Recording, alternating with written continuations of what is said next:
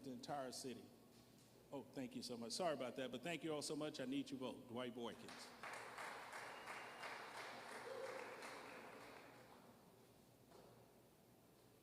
Hey, it's Brad. I'm Stephen Huey. My wife and I both went to Rice University, and we're raising our kids here in the district. I'm running for CD18, sorry, by the way.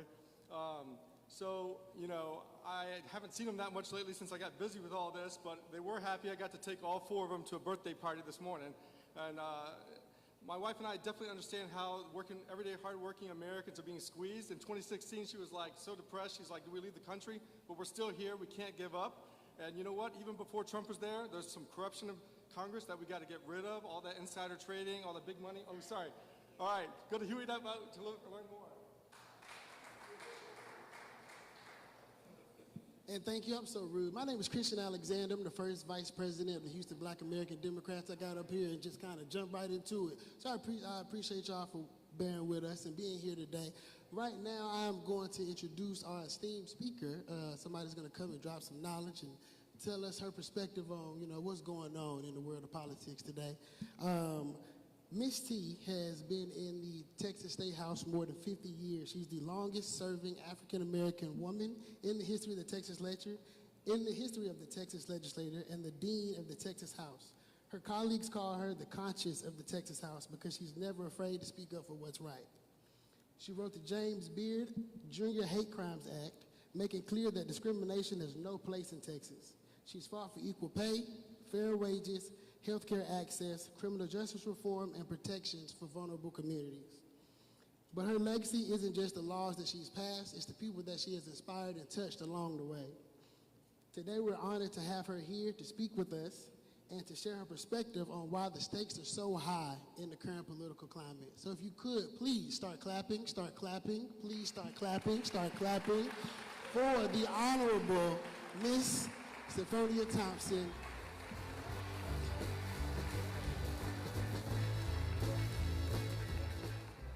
And I'm coming after the pimps.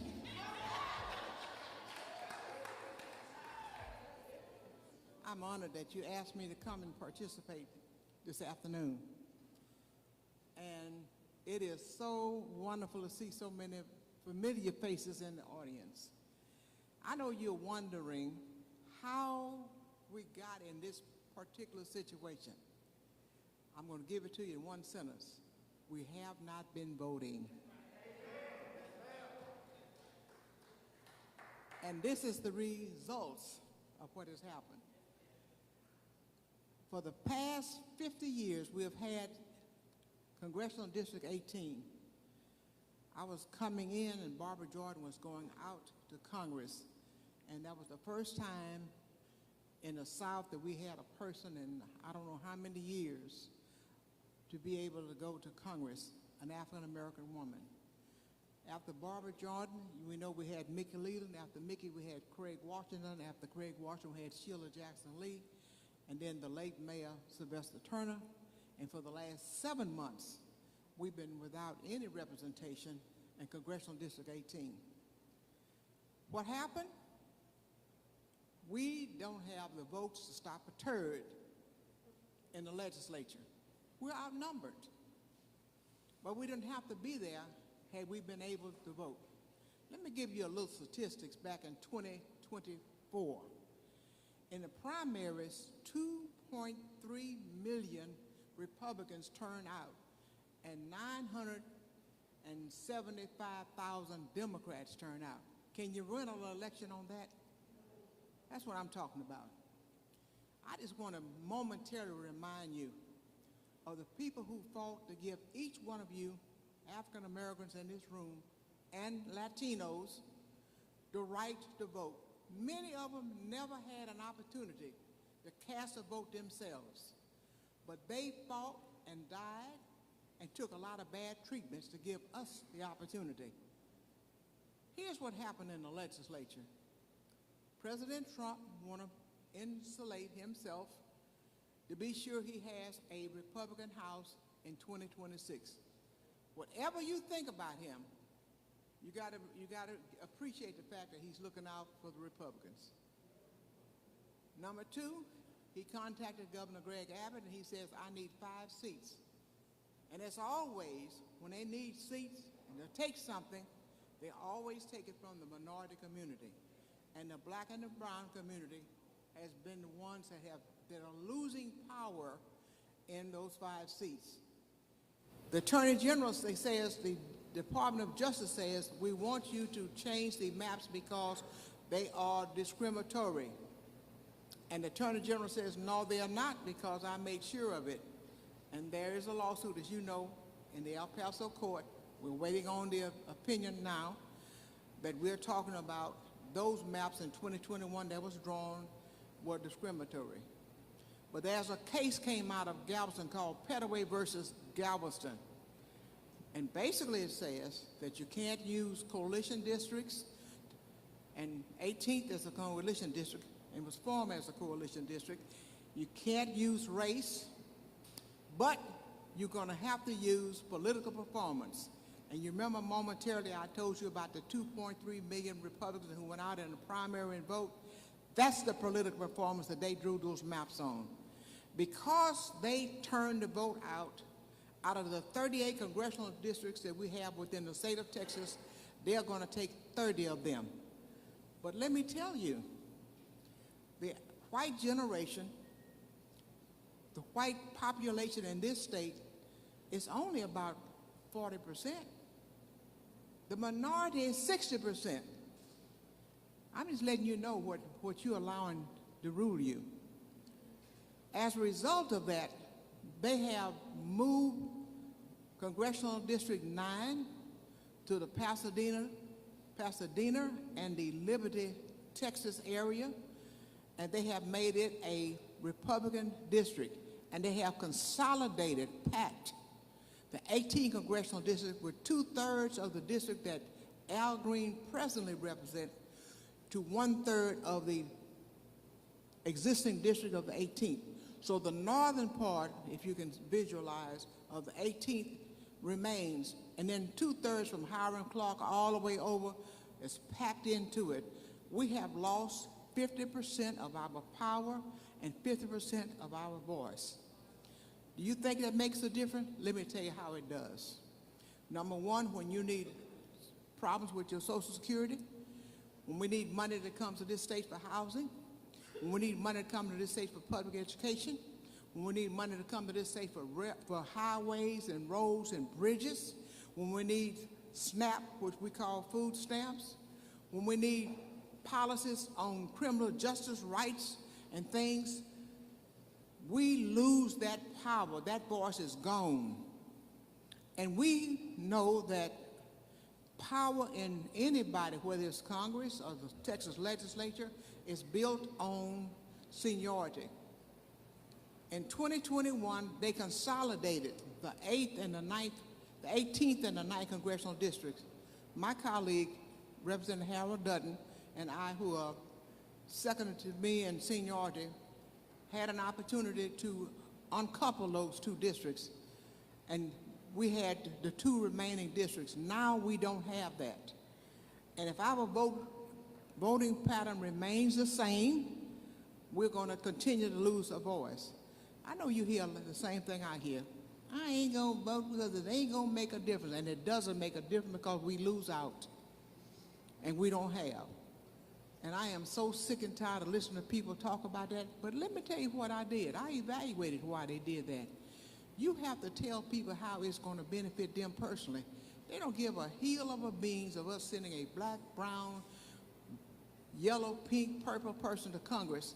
But when you tell them it's going to help you with your Social Security, it's going to help you with your veteran pensions, it's going to help you with housing, it's going to help you with transportation, it's going to help you job-wise. We're going to bring money back, and we're going to be able to do something in education. We're going to do something about our parks. We're going to be able to do something about our senior citizens. We're going to be able to raise this. We're going to be able to do that. When you can point to the benefit it's going to be able to do them, perhaps we can convince them to go. Ladies and gentlemen, I know one of the things that you want to do all the time is to talk about we need to go out and vote, register people to vote. We have 5.8 million registered Democrats in Texas who don't vote.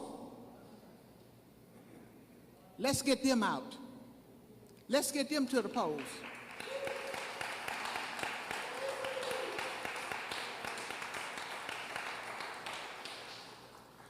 And I'm telling my Latino friends, whatever problem that you have with the black community, and I'm talking about my black friends, whatever problem you have in the Latino community, get rid of it.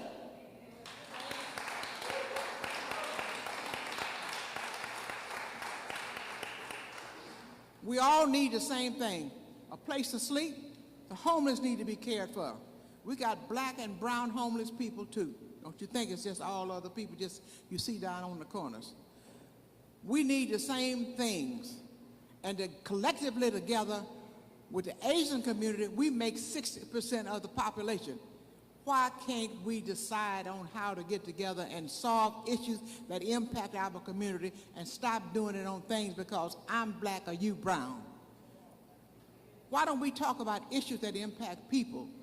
Quality of education, better health care, better roads, safer communities, a check on police brutality, things that help people, better nursing homes, better care for the aged, and more money coming back to our state that we send to Congress. We can do this. I thank you for letting me talk to you.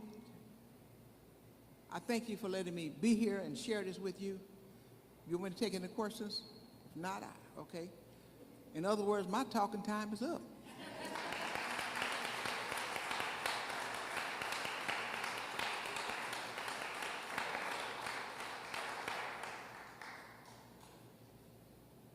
Thank you, Representative Thompson, aka Ms. T, if you know her. And now, before we get into the forum, we do want to honor the legacy of CD18 and just remember those who have represented this seat with honor and grace. Since 1972, Texas's 18th Congressional District has been at the heart of Houston, a city constantly growing, changing, and striving forward. Over the years, 6 Democratic leaders have stepped up, each leaving a lasting mark on the community they serve. Barbara Jordan was the first to hold this seat, making history in 1973 as the first black woman from the South elected to the U.S. House of Representatives. We are attempting to fulfill our national purpose to create and sustain a society in which all of us are equal. Renowned for her commanding presence and moral clarity, Jordan captured national attention during the Watergate hearings. Back home, she championed better public education, affordable housing, and was instrumental in passing the Community Reinvestment Act, efforts that helped uplift Houston's underserved communities. Her legacy is a testament to the power of integrity and vision. We the people. The whole world is waiting for you to grow, to become a real part of it. In 1979, Mickey Leland took up the mantle with unwavering compassion. He focused on expanding access to health care and fighting hunger, both locally and around the world. We fight for the poor and the working people, and we fight with a great fervor. His leadership brought federal support to Houston's community clinics and raised awareness of global food insecurity. Leland's dedication created lasting programs dedicated to feeding the hungry and healing the sick. Listen to the people. If you listen to the people, and you watch the people, and you care about the people, then you'll be out there with them, and you'll be working for the betterment of the whole community. Following Leland's tragic death, Craig Washington was elected in 1989. A civil rights attorney, Washington fought passionately for criminal justice reform and civil rights protections. Serving on the Judiciary Committee, he continued to address hunger and human rights on a global scale. His tenure underscored the district's commitment to fairness and justice. I will stand with every breath in my body to ensure that the American people can vote without intimidation. Sheila Jackson Lee began her long service in 1995, becoming a tireless advocate for Houston's resilience and growth. She worked to enhance disaster preparedness in a city vulnerable to hurricanes and flooding, secured federal investments to revitalize local economies, and championed education, public safety, and healthcare access. Jackson Lee was a key force behind making Juneteenth a national holiday, honoring the end of slavery and celebrating freedom. Congresswoman Erica Lee Carter rise on behalf of the 18th Congressional District of Texas. to return their voice and their vote to this esteemed body, the United States House of Representatives, to finish the 118th Congress with dignity, honor, and service. Carrying the torch into a new chapter, Erica Lee Carter was elected to serve the district from November 2024 until January 2025, finishing her mother's unexpired term in the 118th Congress. Known for her community roots and commitment to justice, Carter focused on amplifying local voices, expanding economic opportunity, and addressing public safety with a fresh and determined perspective. As Houston continued to grow, her leadership honored her mother's legacy while charting a path forward.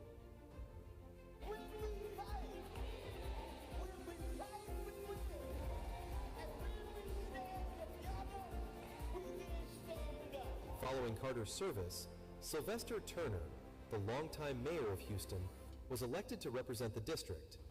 Bringing decades of experience, guiding Houston through challenges from natural disasters to urban development, Turner emphasized equity, infrastructure, and building stronger, more inclusive communities. Though his time in Congress was brief, his impact was profound, reflecting his deep connection to the city and its people. These 6 leaders each brought their own strengths, but all shared a commitment to justice, opportunity, and community. Their work has shaped Houston's past and continues to inspire its future. The legacy of Texas's 18th Congressional District is a story of resilience, hope, and the ongoing fight for a better tomorrow. Since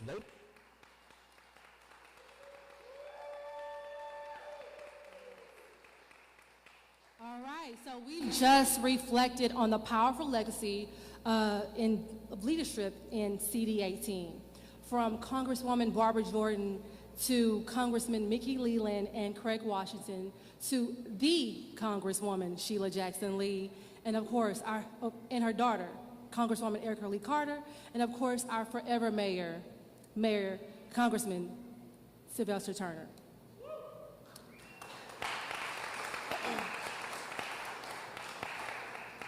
Each of them have left an indelible mark on this community and helped shape history. Now we turn to the future. Today we have the privilege of hearing directly from the candidates who are seeking to carry the torch forward and represent CD18 in Washington. Now this is a reminder that this is not a debate. It is a respectful and intentional forum. And also, just a reminder, I know my VP mentioned this, that he was being rude. I did the same. I assume that you all knew who I was, but I am the president of the Houston Black American Democrats. Shamir Bowie, and I will be your moderator today. All right, so now let's meet our candidates and begin with introductions. Our first candidate is former Houston City Council member, Amanda Edwards. Now, Amanda says she enjoys cooking and says TSU, where her parents met, represents her roots. Guided by the principle of putting people over politics, let's welcome former Houston City Council member Amanda Edwards.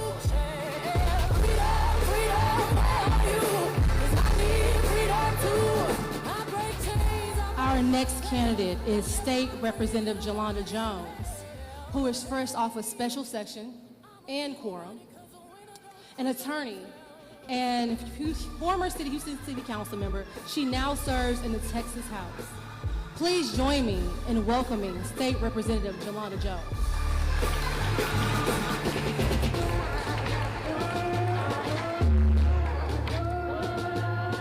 Up next is former senior advisor to Congresswoman Sheila Jackson Lee, Isaiah Martin.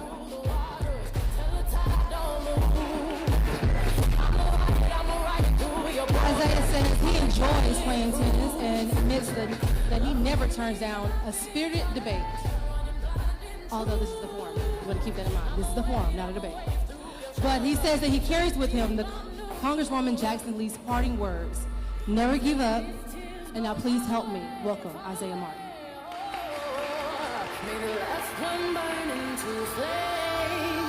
And last but not least, our next candidate is our Harris County Attorney, Christian Menifee.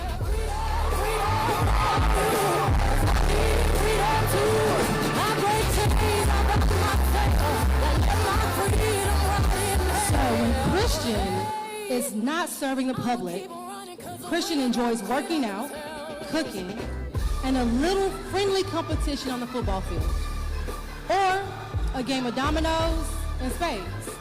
So you all please welcome me, help me and join me in welcoming Harris County Christian Menifee, and as well as all of our candidates on the stage. 8 blacks left, deafness around the corner. So just want to give you guys a quick reminder. So all the candidates that we have here today were candidates that were selected because we looked at candidates who, at their finance reports, and saw the candidates who had raised the top money on their last finance report. So we believe we have a great crop of candidates here who can dive into the issues and tell you why they're running. And hopefully we ask that you all engage by answering, asking questions. We have given out question cards. If you do not have one, we're happy to pass one out, or please grab one. And we would take those cards at the end and be able to ask your questions. So don't hold back, but of course always be mindful and respectful. So just to give you a quick overview of the rules. Now, at the beginning, each candidate would have an opening statement. Opening statements are 2 minutes each. After that, each candidate would have 1 minute to answer each question. And we'll move through several rounds of just covering priorities, representation, public safety, education, the economy, infrastructure, and their vision for the future. Now, in closing remarks also will last 1 minute at the very end. Now, let's get to it. Now, we're going to begin with former council member Amanda Edwards. We're going to start by alphabetical by the last name, and for this round. And for the next round, whoever began first will be last. So each person will be able to begin the next round with a new person. So, shall we begin? So as I mentioned, we're going to begin with priorities and leadership. So every candidate on this stage brings different skills. Oh, actually, let me back up. Opening statement, please. Thank you, Shamir, and to the rest of the HBAD family. Good afternoon. My name is Amanda Edwards, and I'm your former at-large Houston City Council member, but I'm standing here to serve as your next Congresswoman for the 18th Congressional District. The reason that I'm running is simple.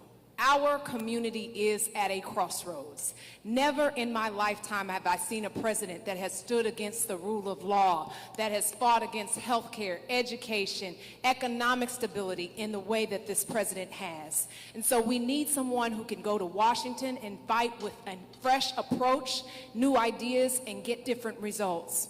When I was growing up, my father got sick with something called multiple myeloma, and he passed away from it when I was a teen.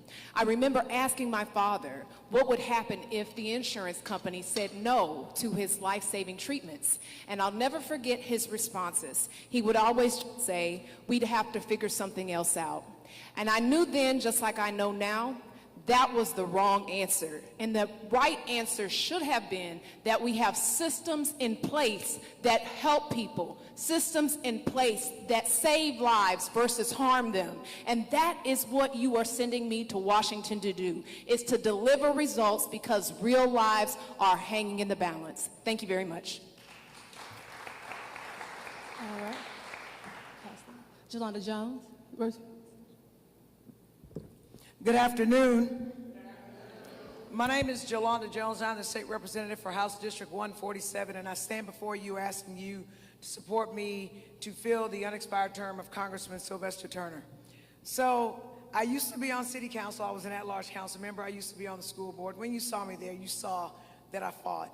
If you've been paying attention recently, then you know I ended up becoming like the face of the quorum break, and I was not coming back. If we had to stay out till November, I was prepared to do that. Because had we stayed out, there would be no maps that literally stole 2 black seats and diluted Hispanic seats in Texas, period, full stop, right? But, oh well, you know, some came back and the maps passed. Here's the problem.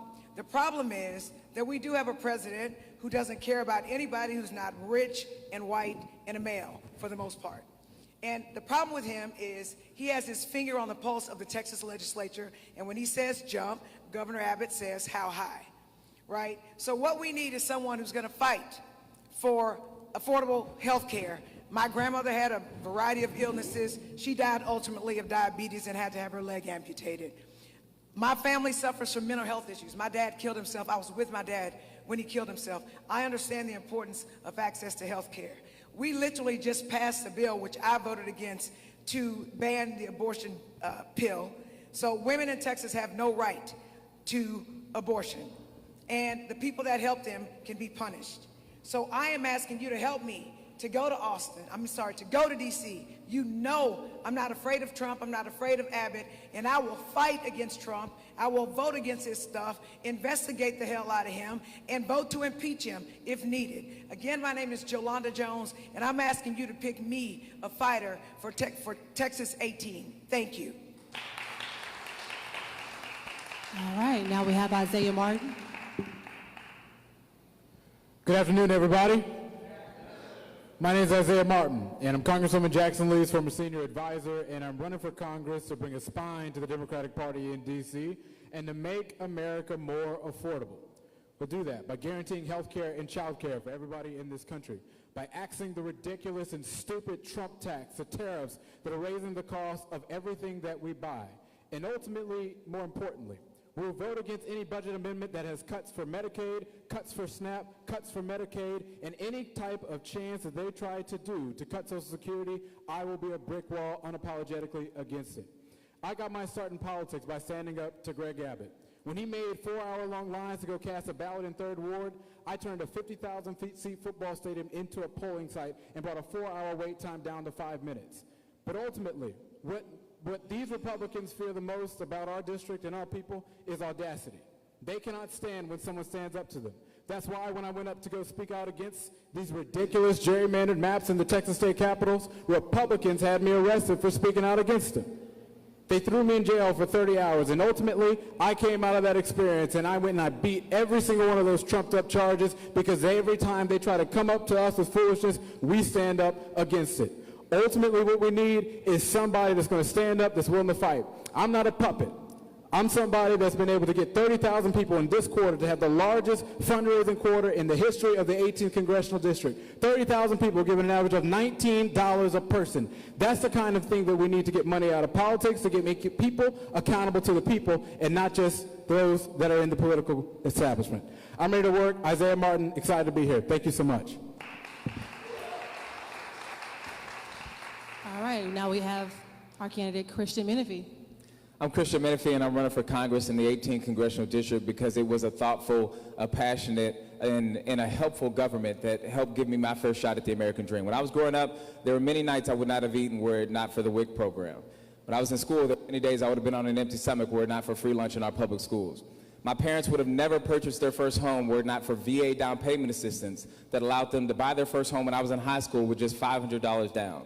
I would have never been the first in my family to graduate college without a Pell Grant, and my brother almost certainly would have died from cancer were it not for my parents' military benefits insurance that fully funded his bone marrow transplant, and he's been in remission for more than 20 years. At every single step, it was a thoughtful and a helpful government. That's how you go from a family that sent more people to prison than to college to me being the youngest person and the first African-American elected Harris County attorney.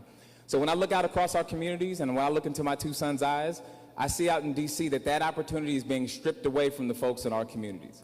We have a president who is deporting U.S. citizens. We have a president who is cutting trillions of dollars in federal funding that flows back into our communities. We have a president who's laying off hundreds of thousands of federal workers.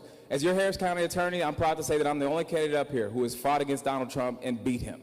When Donald Trump cut local health care programs into Harris County, $10 million, I took him to court and beat him, and those funds got restored. I have beat Greg Abbott in court. I have beat Ken Paxton in court, and I know what it's like to step up against the powerful, to wage a fight on behalf of the people, and to deliver real results for our communities. In Congress, I will be that exact same person, every single day, fighting every way that I can to protect our communities and to make the 18th Congressional District one of the best places to live and raise a family in all of the state of Texas. I'm Christian Menifee, running for the 18th, and I'm asking for your vote and your support. Thank you. Thank you all. Now, before we want to move on to the questions, I know earlier we recognized our elected officials as well as some of our candidates. I do want to recognize one of our community leaders here in the room with us. We have Urban League President Justin Robinson. Would you please stand?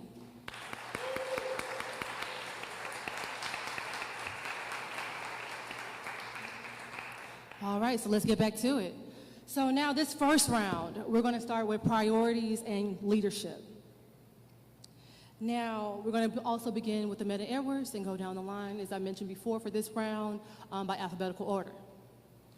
So, every candidate on this stage brings different skills and experiences. What makes you uniquely prepared to deliver real results for CD18? It does us no good for us to just give rousing campaign speeches today if it's not accompanied by the change that we really deserve to see. As a city council member, I happened to bring about change when it came to economic opportunity for our small businesses of color who couldn't access loans.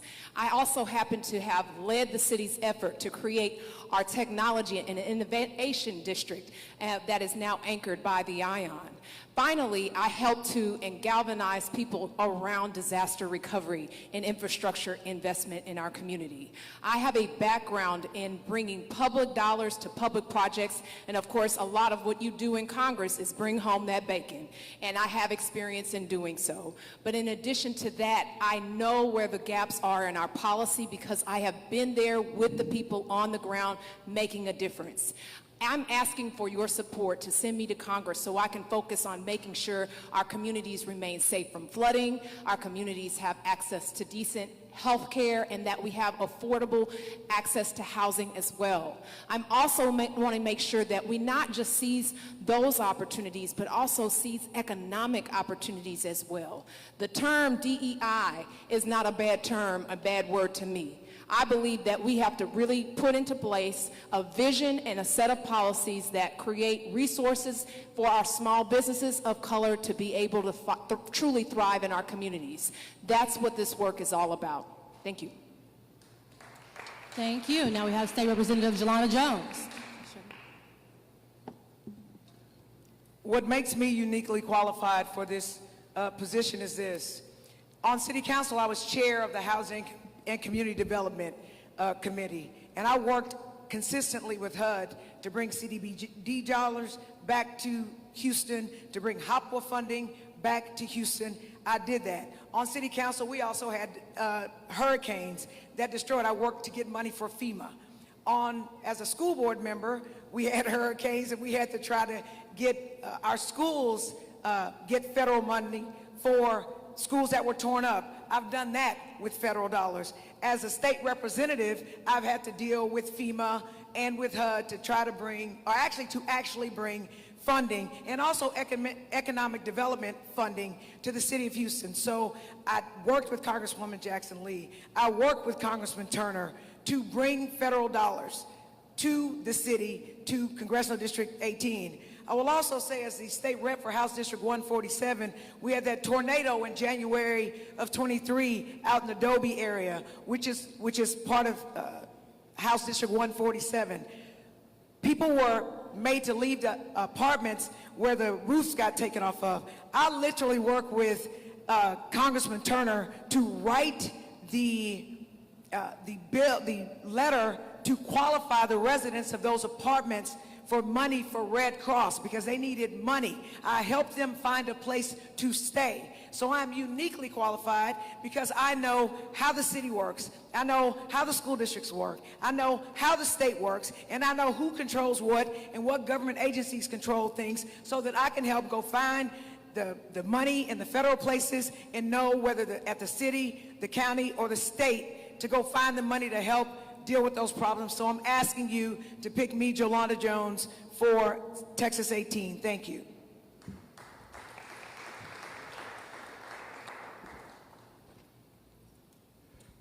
Well, I would say that I have federal experience because we know that Washington, D.C. is not the county, it's not the city, it's not the state, it's Washington.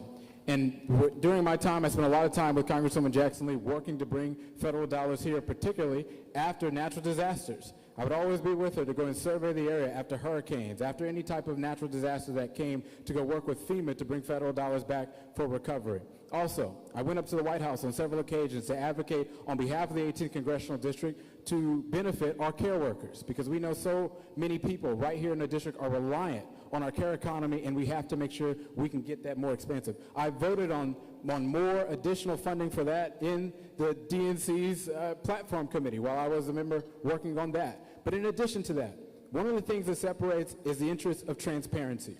Almost every single night, I do a nightly town hall, answering questions directly from people about the issues that they have. That's how I was able to talk to a veteran just yesterday at the Yates game, telling me that he was frustrated with the VA, frustrated that he felt as if there was not enough caseworkers to go and work for him.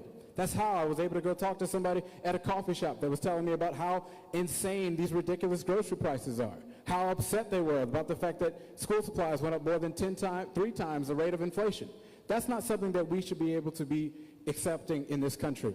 So when I'm in Congress, I'm going to be working, yes, to continue those town halls to make sure that we're going out and listening to people directly, but I'm also going to be going to the community events, going to the football games, going to the coffee shops, listening to concerns directly. I think that's what's going to be important in this next era to make sure that we can communicate to people about the issues of today.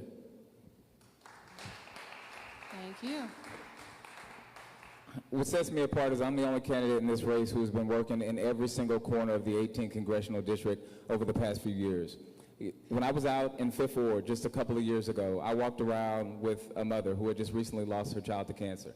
And she walked me through the neighborhood and pointed me to the different houses and said, in this house, there were 2 grandparents who died from cancer. In this house, it was 2 kids who had cancer. In this house, it was an aunt and an uncle who had cancer. I went out there with no cameras, with no fanfare, but just working to help those folks. And working together with the late then Mayor Sylvester Turner, with Congresswoman Sheila Jackson Lee, we were able to get the EPA to start investigating the cancer cluster in a real way. There's still much more work to be done, but we did that in that neighborhood. Out in Carverdale, a historically black community, when folks were trying to expand a landfill more deeply into this community to harm folks who live there, I worked with folks in the community to file lawsuits to block that large corporation from doing that. We have been to every single corner of this community because the service in the 18th Congressional District is not about the person who's running for office. It's not about getting congressperson in front of your title. It's not about trying to be a D-list celebrity. It's about doing the real work each and every day for the people who are in these communities. That's how I've been as a county attorney, and that's exactly how I'll be as a member of Congress. All right. Thank you all so much. This is going to be the last question in this round, so we're going to start with Amanda again. Just keep in mind, again, that these questions are 1-minute answers, so you all have 1 minute to answer these questions in this round. Now, if elected, what are the top 3 issues you believe require immediate attention in Congress for the people of this district? 8 years ago, something called Harvey hit our community, and it was 51 inches of rainfall, and I don't have to give you the details because you all lived that experience. But what I will tell you is that in the aftermath of Harvey, what it unearthed is that so many of our families and community members are suffering in silence and being left behind. We have a system of disaster recovery that doesn't work well for people. In fact, I recall having to get a New York Times piece written for Ms. Caverna Moore in order to get her FEMA check in place. That cannot be disaster recovery in our system. So as your next Congresswoman, I will work to make sure that we have the requisite investment in infrastructure to keep our communities safe from flooding, but also disaster recovery be overhauled. In addition to that, we've got to make sure that we are investing in healthcare access as well as creating educational opportunities for our communities to have public schools that are supported by public funding. Again, my name is Amanda Edwards, and I'm running to be your next Congresswoman. Thank you. Thank you. And let there be light. Praise God. Thank you. Representative Jolanda Jones? Actually, I have 4, not 3. The first thing is infrastructure. I won't talk about that because former Councilmember Edwards talked about that, so I'll leave that alone, but that's important for me. I think jobs and workforce development is very, very, very important. People cannot pay their bills. Trump has cut everything, tariffs are crazy, and we're paying more for everything. So that's very, very, very important. Women's rights is important. We need to control our bodies and our health care. That is very, very, very important. So I will be working on that as well. And finally, and most importantly, voting rights are important. With this racist maps that changed, black people and brown people literally are being erased from the political process. And it is important that we have representatives who look like us, who can be voted by us to fight for our rights, because not everyone understands what we go through. So I will say again, jobs and workforce development, women's rights, voting rights, and infrastructure are the things that I believe need immediate attention. Thank you.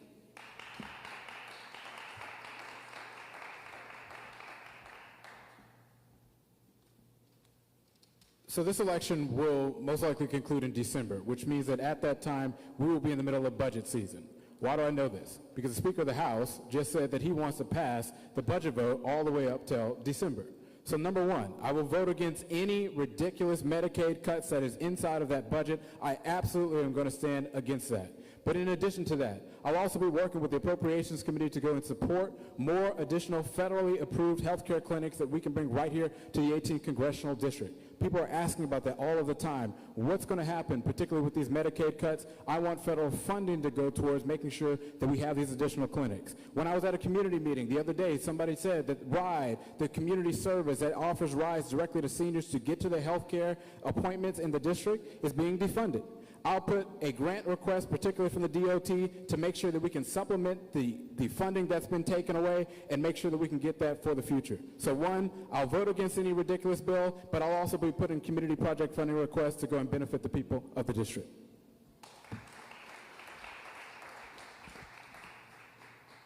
I think the most important thing is ensuring that the folks in this district are able to make money, to spend it on necessities, and to keep their money. There used to be a time in this country where you could work 40 hours a week, you would have the house, the 2 cars, you could send your kid off to do better than you did, and you could retire at a reasonable age. But for so many folks in our community, that is not the case. That's why in Harris County we worked hard to push a living wage policy that ensured that the lowest amount anybody would be paid is $20 an hour, but people need to make way more than that. In Congress, I will push for workforce development programs to ensure that we're giving people access to skilled trades so that they can make more money and thrive in this economy. But they also need to be able to spend their money on necessities, and that means fighting hard for attainable housing throughout the district. I'm a huge proponent of down payment assistance.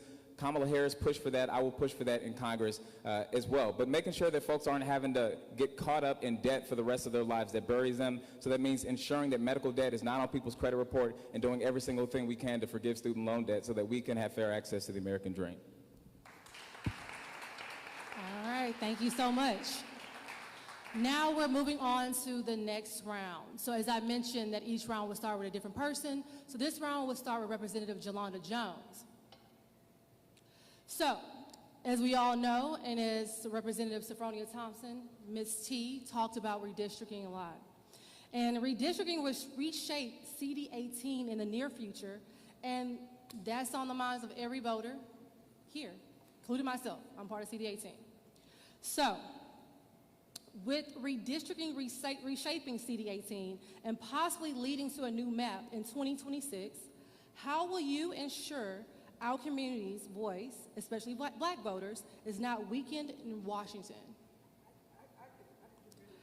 So how, with redistricting happening for CD18 and possibly leading to a new map in 2026, how will you ensure our community's voice especially black voters, are now weakened in Washington? So the first thing that I'm going to do is educate people on what the new maps look like and actually what the current maps look like.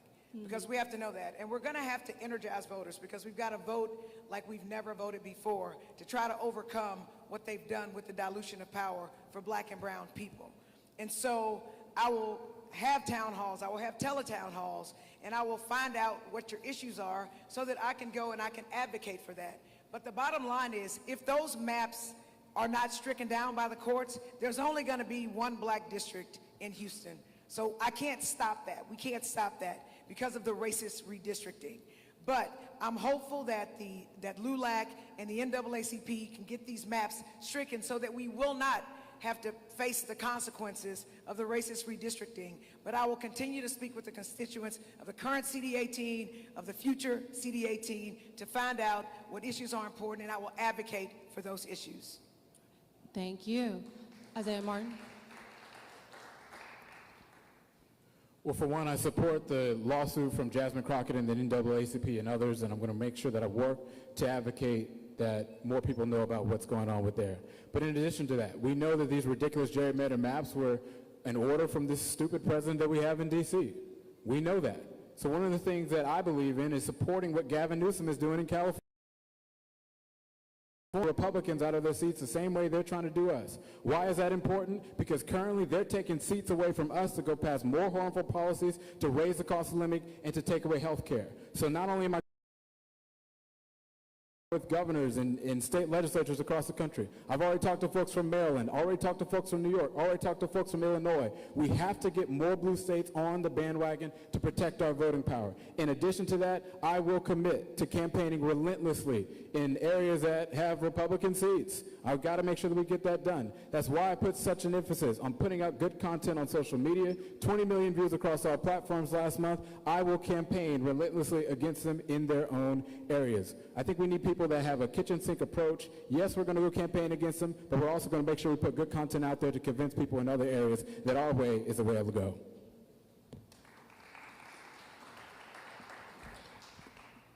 The first thing I'll do is support legislation to end gerrymandering. Across this country, we see that politicians are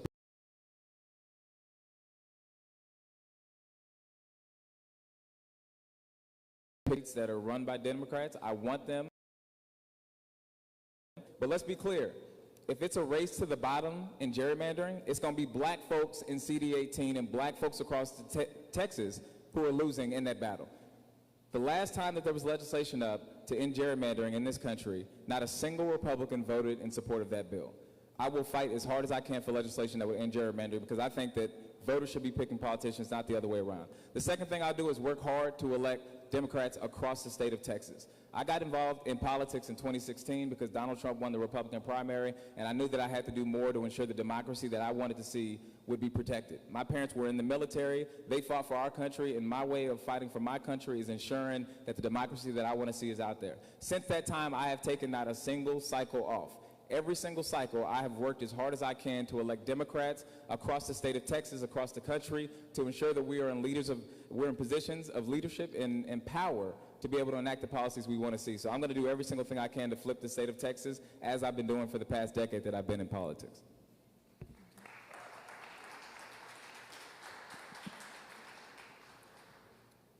The old adage, if you're not at the table, you're what's on the menu, could not be more true than the 18th Congressional District in this redistricting.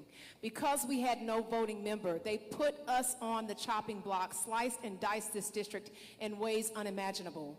As your next Congresswoman, I will not only continue to fight against practices like these, but also really champion the John Lewis Voting Rights Act that needs to restore preclearance.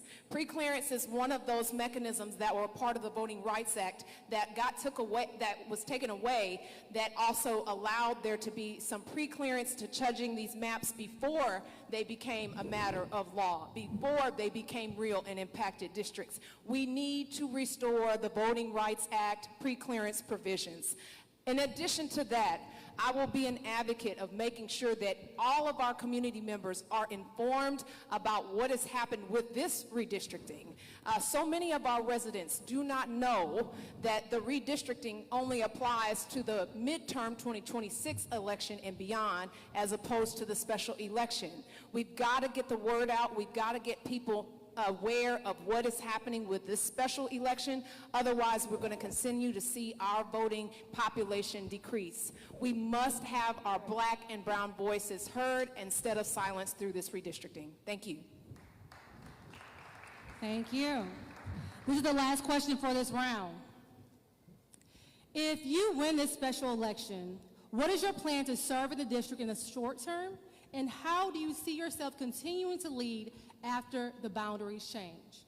Again, we'll begin with Representative Jolanda Jones.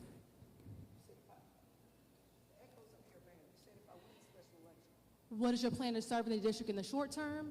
And how do you see yourself continue to lead after the boundaries change? Well, I plan on serving the district for the short term. I'm going to talk to the current lines, the constituents in the current lines, and I'm going to address those issues and advocate. Well, I will tell you that I'm the only person on this stage who's actually filed a bill, fettered it through a very Republican, racist, anti-black, anti-Hispanic legislature, and actually passed bills. So I will use that to be able to pass bills in D.C. under the current climate. When there are new lines, I will be running for that as well, and I will also do the exact same thing. But I will reach out to those constituents because they are different. Because the new CD18 will only be 25% of its current self. But a part of that CD18 will also include a part of Fort Bend, which I've done really well in the past, being an at-large city council member. So I will use my skills as a legislator and a lawyer and a community advocate to fight for the constituents of Texas 18.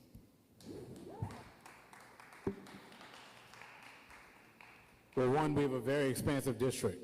So I'm going to work to open up more additional community satellite offices all around the district. I know that we definitely need to get one on the north side. We definitely need to get one in 5th Ward. We definitely need to get one as well in the 3rd Ward. I'm going to be working very relentlessly to not only make sure that we can do that, but again, transparency is very important.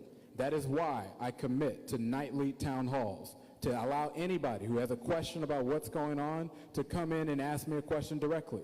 If they have an issue with a piece of legislation that's been filed, they can come up to me and ask me, say, Isaiah, I don't like that legislation, or Isaiah, I want to go and edit something in there. I believe in being directly accountable to people. Another thing, so one of the things that was pioneered last Congress that a lot of people were working on was text message casework, in which members of Congress could effectively take a lot of case requests directly by text message. I'm going to work to expand that. Congresswoman Jackson was working on that towards the end of her life. I'm going to implement that process so that people can know that they can go and contact our office directly with a text message and we can solve their issues.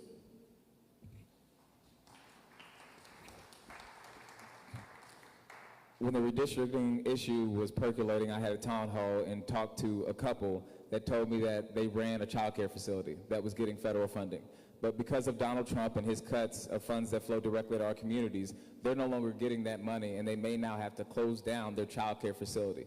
Now, what they don't know is that time and again we see that the Trump administration, the left hand has no clue what the right hand is doing.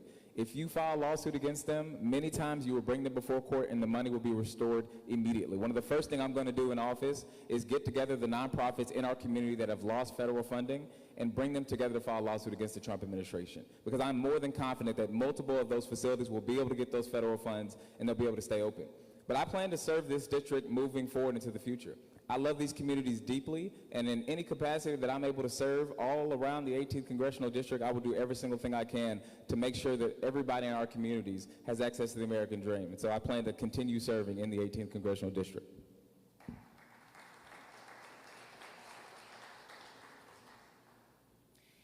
"18 months. If you count the time from when Congresswoman Sheila Jackson Lee got sick and was unable to vote and passed away, and the time that Congressman Turner passed away, and the time that our governor decided to play politics with people's lives and not call this special election, in addition to this runoff, we're talking about a period of 18 months that the 800,000 people who live in this district have had no voice, have had no vote, have had no ability to get their federal funding into this community. That is why I am laser focused on making sure that we make up for that lost time in terms of the infrastructure investment that is needed, in terms of the grant dollars that are needed. But in addition to that, we've got to focus on how to forge a path for our future that gets wins for our community as well. I am focused on the special election at this time because of the amount of need that exists in our community. And of course, when the maps do change, we'll focus on my attention on that at that current time. Thank you. Thank you, thank you. All right, for this round, we're going to start with Isaiah Martin. So public safety continues to be a pressing issue across Houston. So for gun violence is a growing issue in our neighborhoods, what solutions will you champion in Congress to reduce gun violence, or in violence in general, while still ensuring fairness in the justice system? Well, for one, I will fully support fully funding the ATF to make sure that we can absolutely go forward and have something to go get that taken care of. I absolutely will support fully funding the Violence Against Women Act to go crack down on domestic abusers directly within inside of our community. I'm also going to be making sure that we are relentlessly funding after-school programs directly for kids.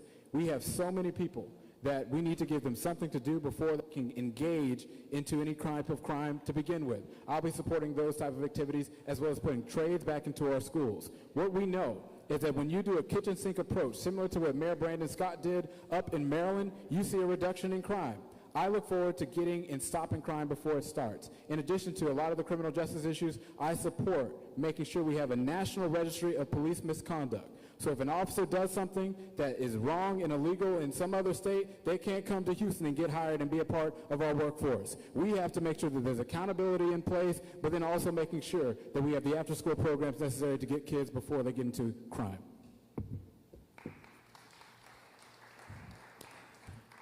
I grew up with a cousin and best friend who was the most charismatic person I knew, the funniest person I knew, and who everybody around me knew would have the brightest future.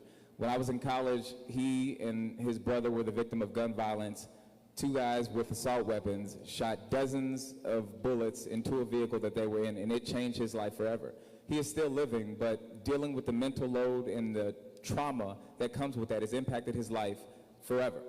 How many people across our communities have been shot and killed, been the victims of gun violence? How many people have been the victim of a gunshot but survived and still had to deal with that trauma?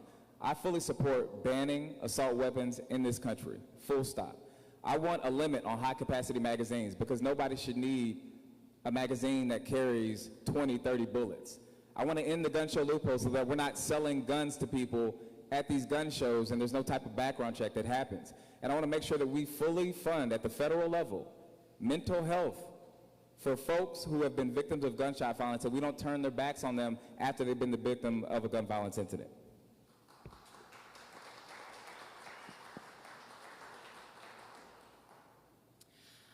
I'm proud to say that I have received a Gun Sense designation from Moms Demand Action because of my emphasis on implementing gun sense policies that make sense, that keep communities members safe.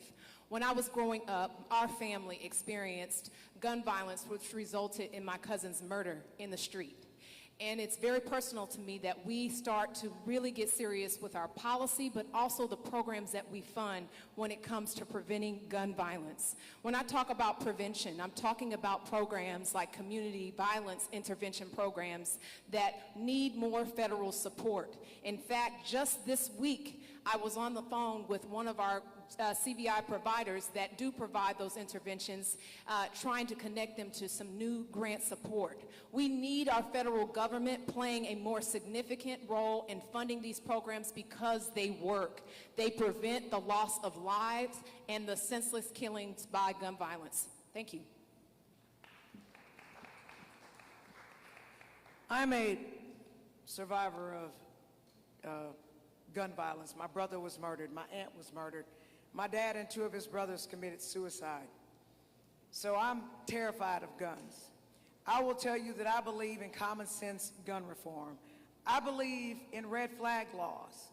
I believe that people who commit domestic violence should not be able to buy guns, and I voted against that in the Texas legislature, although Republicans thought that we should not be able to stop them, and that passed. I also believe, let me make sure, that I filed a bill for police to have liability insurance before they work in Texas.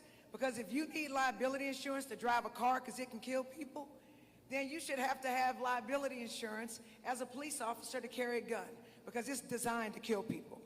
And again, I didn't get a hearing on that, but that's fine. I also believe that there should be more federal funding for organizations that help when the police go out on a call to help people with mental illness, so that we don't have the police killing people who are literally going through a mental health crisis. I also don't believe in incarcerating mental illness, which contributes to criminal injustice. So we need to make sure that we have licensed social workers, and counselors, so that we need more federal funding to help with people who have these issues, so that we are not criminalizing it. But most importantly, we should not have weapons of war in the streets. I literally voted against a bill in the legislature, believe this or not, that we voted for people in Texas to have a Second Amendment right to have a sawed-off shotgun. That is wrong. I voted against it. It passed. It passed on September 1st.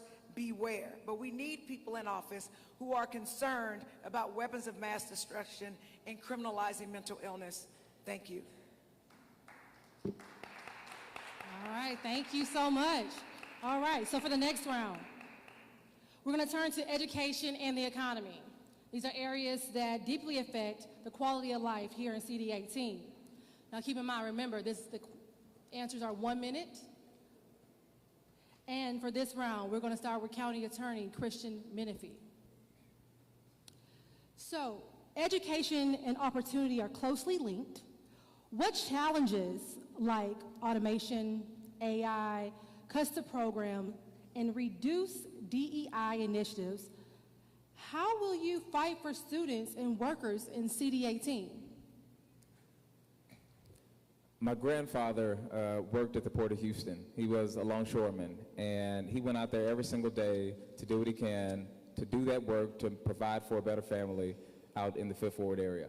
In the early 80s, he passed away in an on-the-job accident. We see so many folks who are the victims of in a dangerous workplace, and we're not doing all that we can to protect them in that space. At the county, I championed a worker safety policy that ensures that every single person is getting OSHA 10 and OSHA 30 is going to be actively protected on the job. But we've also pushed very hard on workforce development and apprenticeship programs. I'm a firm believer that we have to stop telling our kids, you either go to college or you're going to be unsuccessful. We have so many skilled trades out there, like plumbers, like electricians, like folks who work in marine life, where if you work at a job like that for 10 to 15 years, you can make $150,000, $200,000 and take care of your family. I want to increase the amount of federal funding that we send to workforce development programs so that our kids have a choice. Some can go to college, some can go into skilled trades, but they can thrive in our economy either way. I'll repeat the question. Education and opportunity are closely linked. With challenges like automation, AI, custom programs, and reduced DEI initiatives, how will you fight for students and workers in CD 18? When I served on city council and I found out that Houston had struggles when it came to investing in our startup community, I started the Task Force for Technology and Innovation. It resulted in increasing the access to resources for our startups by over 10-fold, and it resulted in the creation of our Innovation District anchored by our ION. But I also noticed at the very same time as those conversations were happening that the conversation around equity was not. And when we talk about being the most diverse city in the nation, what good is it to be the most diverse if we're not solving the challenges that our diverse communities face? And so we have got to bridge the disconnect in terms of education of our community for the jobs of tomorrow. That is what the work of leaders in government are supposed to be charged to do. And so as your next Congresswoman, not only will I use the experience that I've had in supporting small businesses of color and women-owned small businesses, accessing capital and scaling their businesses, but I'll also make sure the education pipeline will support them as well. I'm a dues-paying member of the Texas State Employees Union. My mother was a union steward for the post office. And I learned a long time ago, organized, they will be crushed by management. I know that I went out and I marched with ILA in October of 2024 when they literally were trying to replace humans with robots. Robots should not replace humans. And so I fought against that. And that strike worked. But I will tell you, we need to train people coming up to be able to work with that kind of technology so that they are first in line to be able to get those jobs. That is very important. When I was on HISD, I worked with the building trades to get an apprentice program. In the courts, I've gotten judges to work with the apprentice programs with unions so that people who have criminal records can get good jobs, because the best deterrent to crime is a good job. I've done it as an elected official. I will do it as your congressperson. Thank you. Well, first off, Trump is stupid, because he's running around here talking about the fact that AI poses no real threat to jobs. Really? Look at the unemployment rate continuing to go up. Look at the 20,000 jobs we just lost from Chevron. It's apparent that this is something that's real and is happening directly to us. That's why one of the first pieces of legislation that I'm going to co-sponsor is the Jobs Act from Senator Tim Kaine. It is what will allow for Pell Grants, not just to be used at college campuses, but also be used directly at our community colleges to go and train people for job trainings. So we can use that to go and train people for apprenticeship programs. We can use that for IT programs. We can use that for welding. We can use that for all of these things with the Jobs Act. And when you look at it, so many students will be able to go and get so many of these programs completely free of charge without any tuition. I think that'll be really important to get people, so as the economy is changing, jobs are training, we can get new methods to train people for additional avenues to get them in the jobs of the future. The Jobs Act is going to get done, and I'm going to sign on to that when I'm in Congress. All right, okay. So the last question for this round, and the last question that's going to be directly for me as the moderator, and we will again start with County Attorney Christian Menifee. So Houston powers the nation, but many families here struggle to make ends meet. How will you create pathways to good jobs while balancing clean energy growth and protecting our economy? I think the key here is to restore the tax credits that were created under the Biden administration for clean energy development. Across our county, we're seeing that not only are we the energy capital of the world, but we have the largest petrochemical complex in all of the nation. And when you have that, you have an environmental justice community like there ever was one. If you go look out in Fifth Ward, you have more metal recyclers, more concrete batch plants, you have cancer clusters, you have breathing issues, you have liver issues, you have heart issues. Yet if you go to River Oaks, you don't see a single concrete batch plant. I believe that climate change has had a substantial impact on our communities, on the weather, on everything that we're seeing throughout our communities. But in order for us to push new green energy alternatives, and that means that restoring those tax credits is going to be key to that. But when we do that, environmental justice has to be at the forefront. Each and every one of us has to be thinking about clean air and clean water in all of our communities, and the only way to do that is to make sure that we're protecting the Fifth Wards and the acres homes of our district.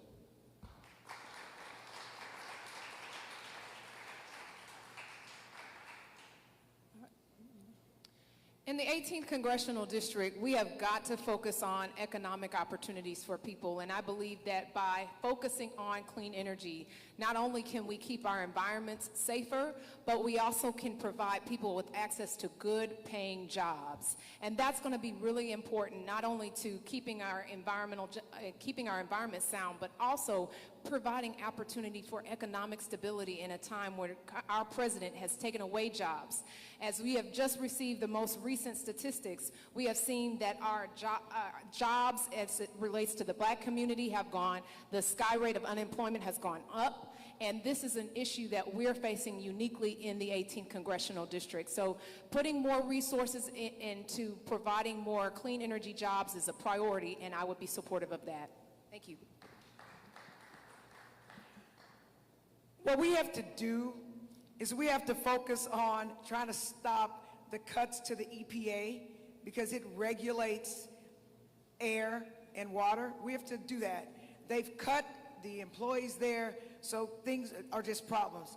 Also, with the Justice Department, where they've literally gotten rid of lawyers who can go after polluters.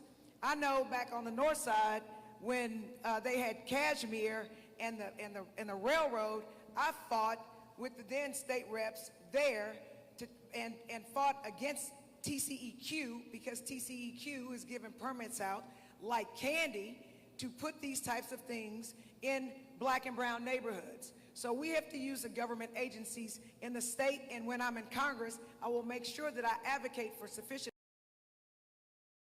so we can make sure that the air that our children breathe, that we breathe, is good, because the worst way for us to live is to not have good health, and we don't have health insurance here. So that's really, really important.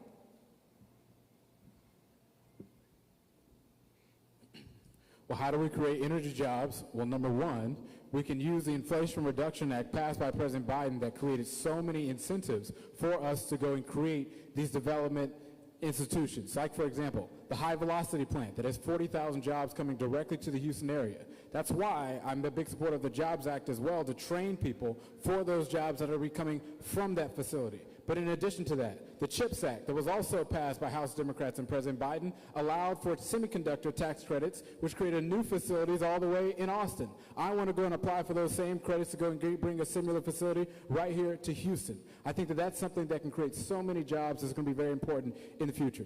In addition to that, we have to ensure that we are allowing and working to make sure that union labor is included in all of these things. It was very union-friendly language that was included in the last piece of legislation. We need to make sure that it's being followed. I'll be interviewing a lot to make sure that it is. All right, thank you. So now we're going to take questions from the audience. And for this round, we're going to start with former council member Amanda Edwards. How do you plan to continue Sheila Jackson Lee's legacy as it pertains to H.R. 40, which is the Commission to Examine Reparations for African Americans? Several years ago, I had the opportunity to join Professor Charles Ogletree as we went to Washington to seek justice for the Tulsa race riot survivors who were then nearly 100 years old. I held their hands as we were in the winter cold in Washington, because this was their chance at justice. This was what they had been living and waiting for. Yet still, justice continued to be denied them.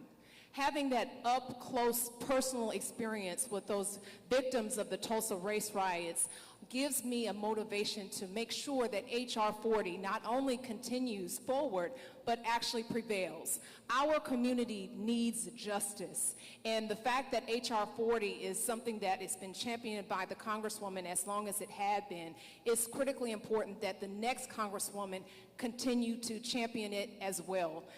As your next Congresswoman, I will support advancing and moving forward H.R. 40. Thank you. Representative Jelanda Jones. I too would champion H.R. 40 because black people deserve reparations. This country was built on our backs, on our free labor and the destruction of our families and the separation of our people. And just like it took forever for the Juneteenth bill to pass, I don't think we should be discouraged because it hadn't passed thus far.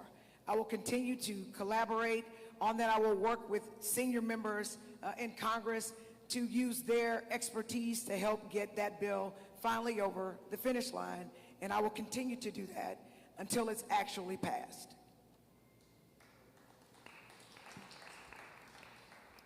Well, one, I'll commit to co-sponsoring that legislation, and I'll work with Chair of the Congressional Black Caucus, Yvette Clarke, to make sure that that can get more recognition. But I think in addition to that, we also need to be talking about tangibles for our community. That's why I always talk about the creation of a side hustle fund. For those that want to go out and start their own small business, I want to create federal grants available for you to go get the capital necessary to get that started. That's why I also talk about guaranteed health care and child care, because we know that those are some of the biggest expenses inside of our community. But one of the last things that Congresswoman Jackson Lee was trying to push across the finish line was the idea that we did not want children to go and lose track of their history. I will work to make sure that we can bring federal funding to create an emancipation trail directly from Galveston all the way to the Houston area. It is important so that every year that we have Juneteenth, people can relive the journey of General Granger and so many of these other slaves that went directly towards this process. I'm going to work to make sure that we can get that done so we can have forever recognition of this in our community. Like everybody else, I stand to co-sponsoring H.R. 40 and ensuring that we push for reparations in our communities. We've seen that black folks not only built this country, but as a result of Jim Crow, we were iced out of every single opportunity at fair wealth building in this country because of redlining, because of being pushed out of our public schools, because of not having the same job opportunities as everybody else. I am fully committed to ensuring that black folks, that descendants of slaves, get access to reparations in this country. But it's also about addressing the disparities that exist right now. We've seen a black maternal health crisis throughout this country, where a black woman and a white woman can go in, ask for the same type of care, and have two strikingly different outcomes. I will do every single thing I can to help pass the Omnibus Act to ensure that we are fully funding mental health education, our healthcare facilities, to ensure that when black women go get treatment, that they're entitled to the same outcomes that anybody else in this country gets as well. All right, thank you. So this next question is a two-part question, and we're going to start with Representative Jolanda Jones on this round, and you will have 1 minute. What is your vision for young people in CD 18, and how do you plan to work with and include them in your office? My vision for young people in CD 18 is to work with them and find out what their issues are. I do that. I've been to the Young Dems at the University of Houston and Rice University. I have a number of young people working in my office, some of which worked in my office until from the freshman year at St. Thomas till they graduated. I've had a couple of U of H presidents, or one U of H student government president work in my office.